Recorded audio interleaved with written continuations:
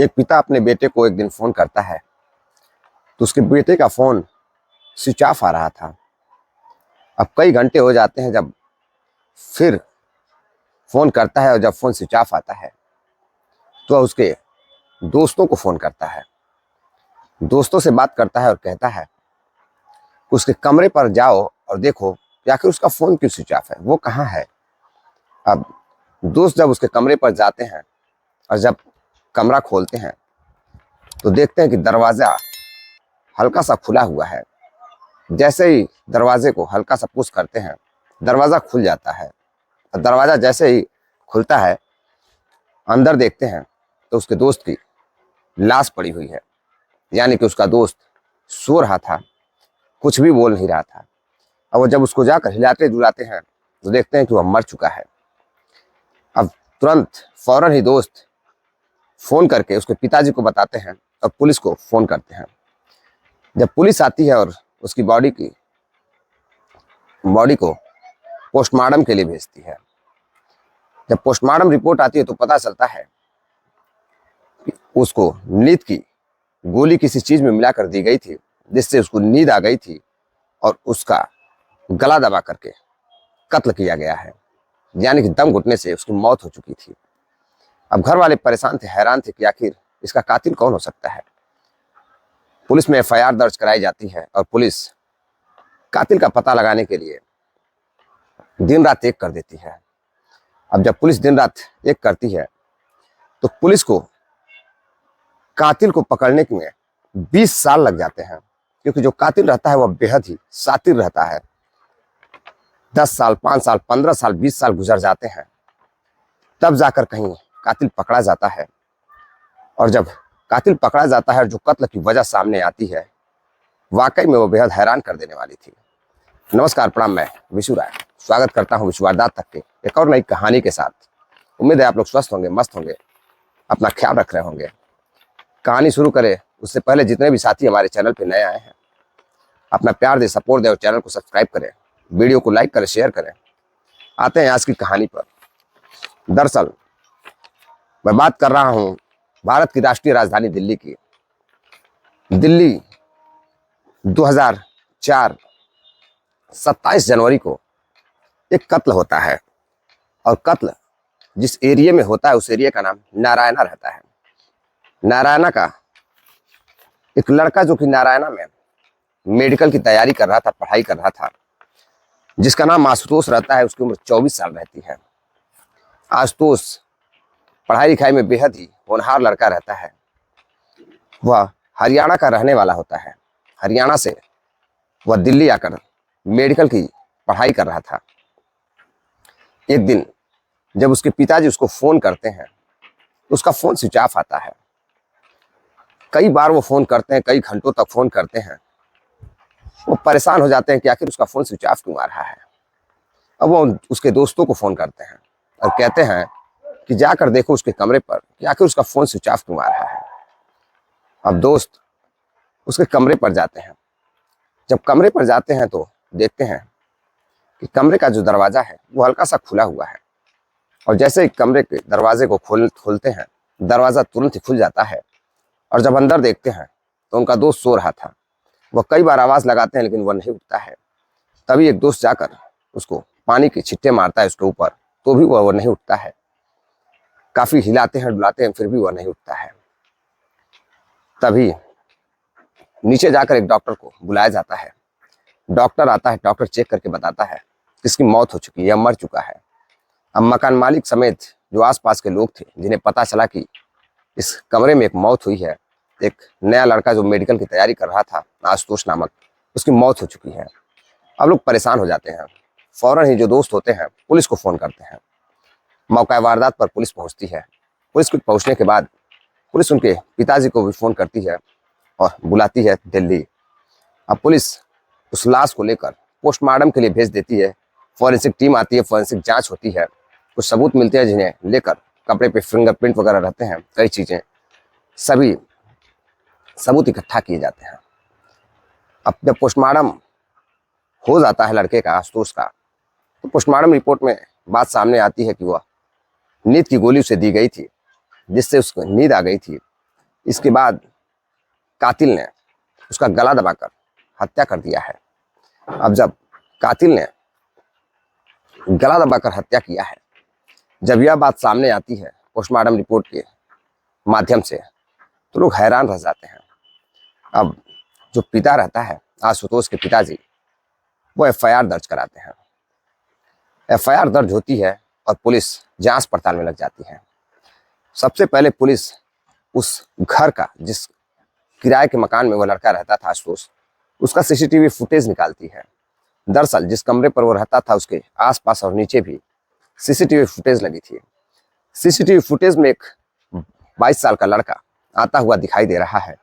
अब उस लड़के को पुलिस देख रही थी कि सीसीटीवी फुटेज में वो लड़का हाथ में कुछ टिफिन वगैरह लिया है और लेकर आ रहा है।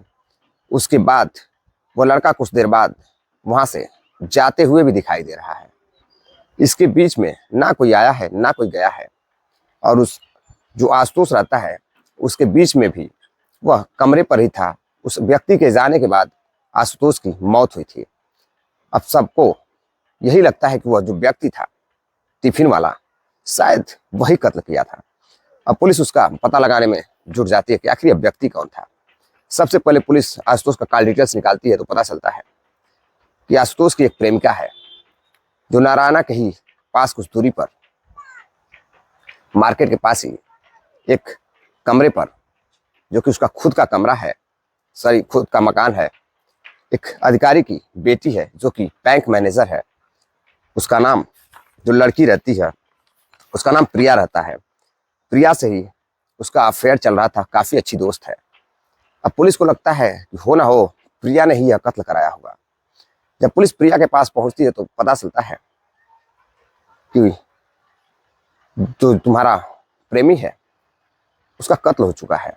अब जैसे ही यह बात प्रिया सुनती है, वह रोने लगती है, चीखने लगती है। तभी उसके पिताजी आ जाते हैं। अपने पिताजी को आते हुए देख प्रिया अपने पिताजी को पकड़ के रोने लगती है और बताती है कि पापा, जो आशुतोष है उसका कत्ल हो चुका है। अब पिताजी भी नर्वस होते हैं। दरअसल पिताजी की नज़रों में, जो बैंक अधिकारी रहते हैं उनकी नज़रों में, जो उनकी बेटी रहती है और जो प्रेमी रहता है, वह दोनों एक अच्छे दोस्त की तरह थे, घर आया जाया करते थे। पिताजी को उन दोनों की दोस्ती के बारे में काफ़ी अच्छे तरह से पता था। अब लड़की रोने लगती है। तभी लड़की से पुलिस पूछताछ करती है, पुलिस एक फ़ोटो दिखाती है। तभी लड़की बताती है कि यह सामने वाला, यह जो जिस व्यक्ति का फ़ोटो है, यह सामने जाने के बाद आगे तिराहे पर यह व्यक्ति ठेले पर पाव भाजी की दुकान लगाता है। यह वही व्यक्ति है। पुलिस पूछती है कि क्या तुम बता सकती हो कि इस व्यक्ति का उससे क्या रिलेशन रहा होगा, आखिर उसने ऐसा क्यों किया। लड़की कुछ बताने की कोशिश नहीं करती है, सिर्फ इतना बताती है कि कुछ दिनों पहले हम दोनों बात कर रहे थे, जो यह लड़का पाव भाजी लेकर आया था और नशे में होने के कारण वह हमें कई प्रकार की गालियां दे रहा था और इसको मारने की धमकी दे रहा था। इससे उसका झगड़ा हुआ था। अब पुलिस उस पाव भाजी वाले की तलाश में लग जाती है, उसे ढूंढने लगती है। अब पुलिस फौरन ही उस पाव भाजी वाले के पास जाती है। पता चलता है ठेला वैसे पड़ा हुआ है, पाव भाजी वाला गायब है। अब वो जिस कमरे पर रहता था, पुलिस पूछताछ करते हुए उस कमरे पर पहुंचती है। पता चलता है कि वहाँ से जो पाव भाजी वाला है, वहाँ से अपना सामान पैक कर वह गायब हो चुका है। अब पुलिस ये पता लगाने की कोशिश करती है कि आखिर वो रहने वाला कहाँ का था। मकान मालिक से पूछताछ होती है तो मकान मालिक बताता है कि वह उत्तर प्रदेश के कुशीनगर का रहने वाला है। अब पुलिस उत्तर प्रदेश के कुशीनगर और उसका फ़ोन डिटेल्स, उस लड़के का नंबर लेती है, उस पर फ़ोन करती है तो फ़ोन बंद आ रहा था। पुलिस समझ जाती है कि लड़का भागकर अपने गांव ही गया होगा। अब पुलिस फौरन ही, जो दिल्ली पुलिस होती है, फौरन ही वहाँ से एक टीम उत्तर प्रदेश के कुशीनगर भेजी जाती है।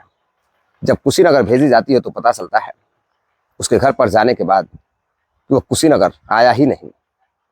अब पुलिस घर वालों का नंबर ट्रेस करती है कि शायद वह घर फ़ोन करेगा, लेकिन किसी से वह बात ही नहीं करता है। कई दिन हो जाते हैं, पुलिस उसकी तलाश करती है। मुखबिर से पता चलता है कि वह हरियाणा में है। अब पुलिस हरियाणा पहुंचती है। जब हरियाणा पहुंचती है तो पता चलता है कि वह बिहार में है। अब बिहार पहुंचती है तो पता चलता है कि वह यहाँ पर भी नहीं है। अब पुलिस को शक रहता है कि हो ना हो वह कहीं अपने दोस्त के आसपास या किसी रिश्तेदार के पास होगा। अब पुलिस उसके दोस्तों का कॉल ट्रेस करती है कि शायद कुछ पता चल जाए। उधर जो लड़के के पिता रहते हैं वह गम में रहते हैं। लड़के का अंतिम संस्कार करने के बाद उनका वह इकलौता लड़का रहता है।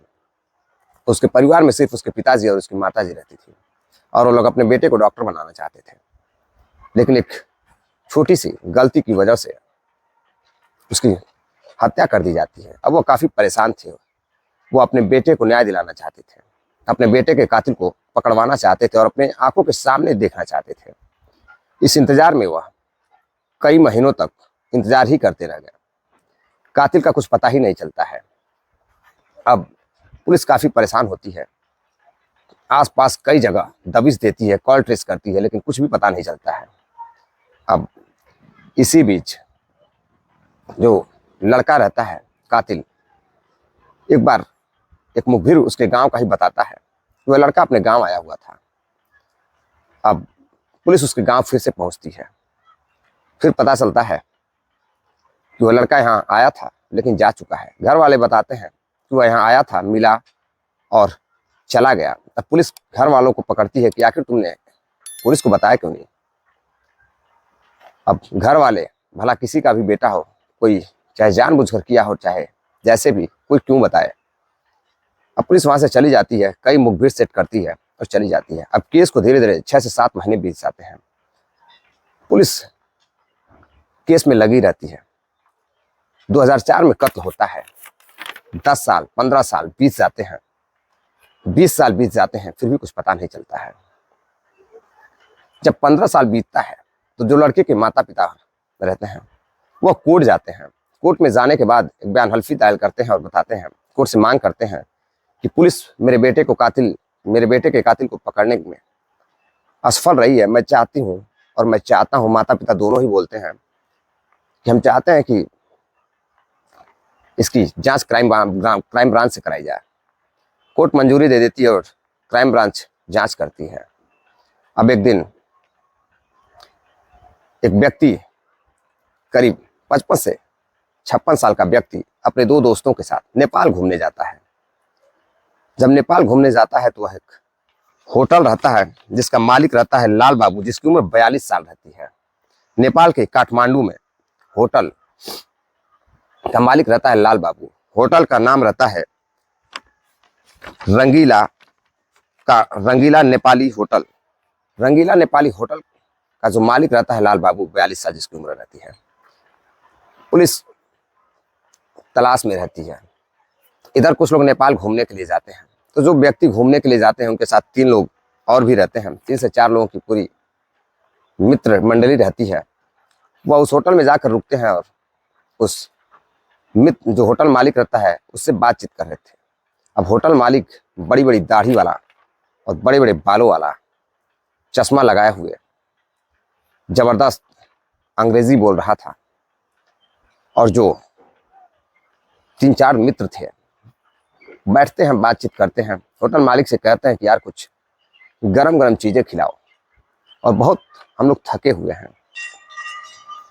कुछ ऐसी चीज़ खिलाओ जो तुम्हारे यहाँ काफ़ी फेमस हो, थोड़ी अच्छी चीज़ खिलाना। अब जो होटल का मालिक रहता है लाल बाबू, वो अपने वेटर से कहता है, जो खाना बनाने वाले रहते हैं, कि इनको बड़ा पाव बनाओ और बड़ा पाव बनाने के बाद उस पर चटनी वगैरह लगाकर इनको दो। जब वह बड़ा पाव बनाने के बाद वहाँ उनके कमरे पर लेकर जाते हैं तो वह लोग बात करते हैं और कहते हैं कि अपने मालिक को बुलाओ, लाल बाबू को। लाल बाबू को बुलाया जाता है। लाल बाबू बैठते हैं और दोनों में बातचीत होने लगती है। लाल बाबू से कहा जाता है कि कुछ पीने वगैरह की व्यवस्था करिए, काफ़ी थकावट लग रही है, बहुत दूर से हम लोग आए हैं, भारत से आए हैं।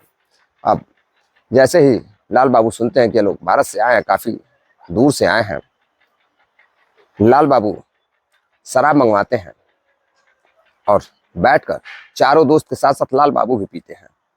खूब पीने के बाद जो चारों में से जो सबसे उम्रदराज व्यक्ति रहते हैं, जिनकी उम्र 58 से 57 साल रहती है, वह लाल बाबू से पूछताछ करने लगते हैं कि आप कहाँ के रहने वाले हैं। तो बताता है कि मैं कुशीनगर का रहने वाला हूँ, उत्तर प्रदेश के कुशीनगर का ही रहने वाला हूँ, यहाँ रोजगार करता हूँ। तो लाल बाबू से वह व्यक्ति पूछता है कि आखिर आप दिल्ली मुंबई इधर उधर क्यों नहीं जॉब करते हैं? बाहर जाके दूसरे देश में आप आकर के जॉब कर रहे हैं, अपना व्यापार कर रहे हैं, इससे क्या फायदा होगा? भारत में काफी अच्छा पैसा मिल सकता है। अब लाल बाबू कहता है कि भारत मुझे पसंद नहीं है, मुझे अच्छा नहीं लगता है, मैं शुरू से यहीं पला बढ़ा हूँ, इसीलिए मैं यहीं रहता हूँ। तभी वह सो जाता है। जब वह सो जाता है दारू के नशे में, तो पुलिस उसका पर्स चेक करने लगती है। पर्स चेक करती है तो उसके पर्स से जो आधार कार्ड निकलता है, उस पर जो नाम रहता है वह नाम रहता है आशुतोष। वही आशुतोष कुशीनगर वाला जिसने दिल्ली में कत्ल किया था। अब पुलिस धीरे से उसको गाड़ी में ले जाती है।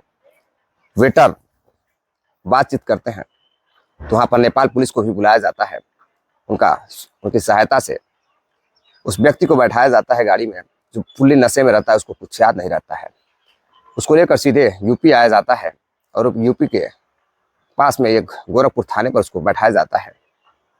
फिर जब अगले दिन होश आता है तो वह देखता है कि वह थाने में है। वह डर जाता है।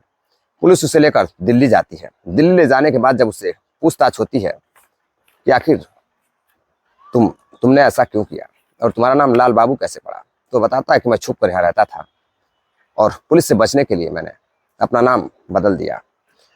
और वह बताता है कि जो लड़की रहती है, मैनेजर की लड़की, उससे वह बेहद प्यार करता था। दोनों एक दूसरे से प्यार करते थे और दोनों एक दूसरे के साथ शारीरिक संबंध भी बनाते थे। आते जाते लड़की जो रहती है, पाव भाजी खाते समय उसे पसंद करने लगी थी और वो अभी उसे पसंद करने लगा था। लेकिन एक दिन वह देखता है कि वह लड़की किसी और के साथ घूम रही है। अभी अब वो बर्दाश्त नहीं कर पाया और जब बर्दाश्त नहीं कर पाया तो एक दिन लड़की के कमरे पर ही लड़की का जो प्रेमी रहता है वो उसके साथ ही रहता है। अब जब दोनों को यह देख लेता है तो झगड़ा करने लगता है और लड़के को मारने की धमकी देता है और लड़की से कहता है कि मैं तुमसे शादी करना चाहता था, तो तुमने मेरे साथ ऐसा क्यों किया? अब लड़की कहती है कि भला तुम ठेले वाले और मैं तुमसे शादी क्यों कर लूँ? क्यों करूँ मैं तुमसे शादी? तुम्हारी औकात ही क्या है? लड़की भी बहुत बुरा भला कहती है। अब यह बात उसके दिल पर लग जाती है। अब वो एक दिन टिफिन में पाव भाजी बनाता है और उसमें नींद की गोलियां मिलाता है।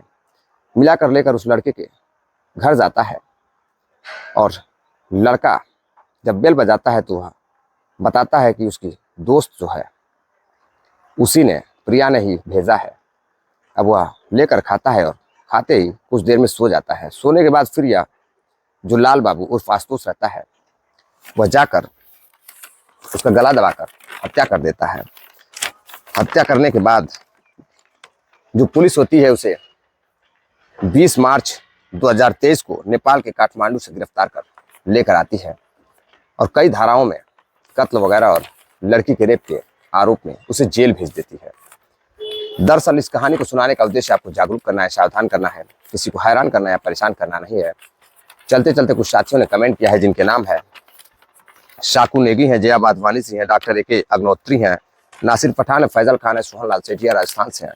आप सभी का बहुत बहुत धन्यवाद जो आप लोग इतना प्यार सपोर्ट देते हैं। अगर कहानी में जो भी कमी लगी हो आप लोग कमेंट बॉक्स में जरूर बताइएगा। मिलते हैं एक और नई कहानी के साथ, तब तक के लिए इजाजत दीजिए। नमस्कार, जय हिंद।